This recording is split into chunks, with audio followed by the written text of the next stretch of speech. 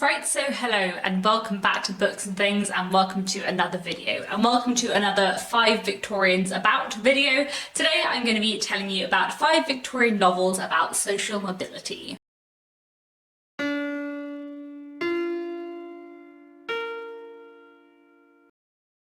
So, I haven't done one of these for a while, but if you haven't seen them before, every now and then on my channel I do a video which is a 5 Victorian novels about video where I talk about 5 Victorian novels that all explore the same theme in a really interesting way. And today I have for you 5 books which I think look at social mobility in a really interesting way.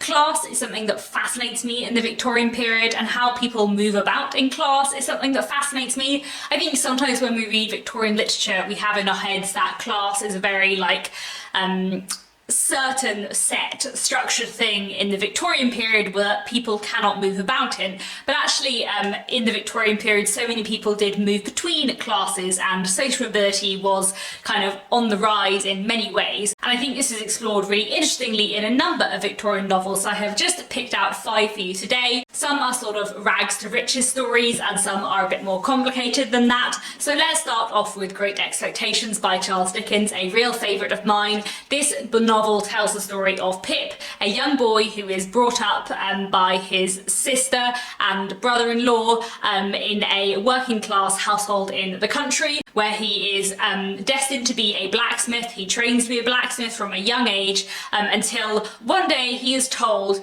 that he has a mysterious benefactor who is leaving him lots of money, that he has great expectations, and he is going to be shipped off to London to be educated as a gentleman. So this novel is all about Pip kind of going from being a working class to being kind of upper middle class, how that affects him and how that kind of affects his relationship with the people that he knew from his childhood, who are kind of working class and not from the same circle as his new friends. It looks at how Pip kind of struggles to fit in and kind of get all the social customs of the new world he is in, but also how he comes to dislike the world he used to be from, and the kind of hypocrisy within Pip is really fascinatingly explored in Great Expectations. I love the way Great Expectations looks at class and social mobility. I think it's fascinating, and the way Pip kind of doesn't really fit into either class because of his weird state and his weird Great Expectations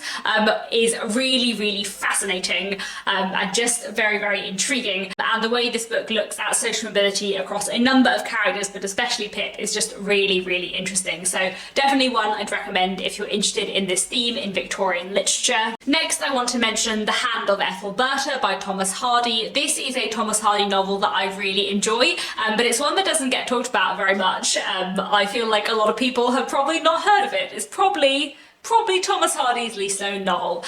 This is a kind of comic novel in some ways, a slightly weird one, that follows a young woman called Ethelberta. So Ethelberta is from a working class background. Her parents are servants, but she was very intelligent, so at school she kind of rose slightly above the position that she had been born in, became a governess, and then went out as a governess to work for a upper class family, and then an upper class man fell in love with her and married her, so she then became very upper class, and at the beginning of the book we know that her husband has died very recently, so she's now an upper class like society widow trying to keep from everyone around her the fact that her parents are servants. And there's one like amazing scene where she goes to this dinner party and her dad is the butler there, and she's like trying to pretend that she doesn't know him, and it's like really kind of both funny and terribly sad at the same time.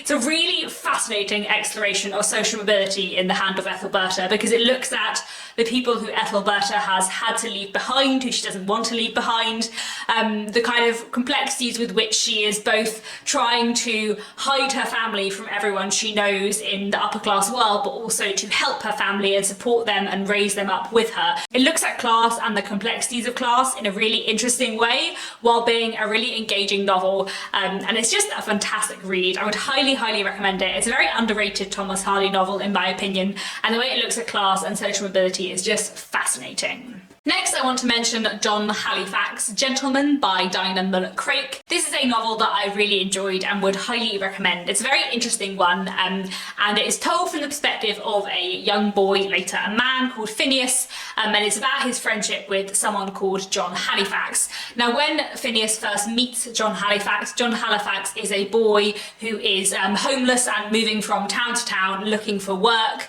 but he proclaims that he is a gentleman even though he is ragged, and eventually Phineas's father offers him work, and the novel follows the friendship between Phineas and John Halifax, but mostly it's about John Halifax. This is a kind of over-the-shoulder narrative focusing on him, though we're seeing him through Phineas's eyes. And we're looking at John Halifax's experiences from a kind of very impoverished small boy, trying to make himself a gentleman, trying to make himself well off and respected, and kind of having a position in society, and to be worthy of the woman he loves as well. So it's a really interesting novel. It really looks at this kind of like self-made man thing that is becoming a massive phenomena in the Victorian period, and it looks at class and kind of social position in a really interesting way, and also it looks at kind of business and the way John Halifax tries to like improve himself in life in a really interesting way. So another one that I would really recommend if you're interested in social mobility. The next book I want to mention is Lady Anna by Anthony Trollope. This is a slightly different one, but one that I find really interesting in that it looks very complexly at the kind of issues of the class structure in the Victorian period, and also how class is not quite as set as we might think. So this is about a young woman called Lady Anna,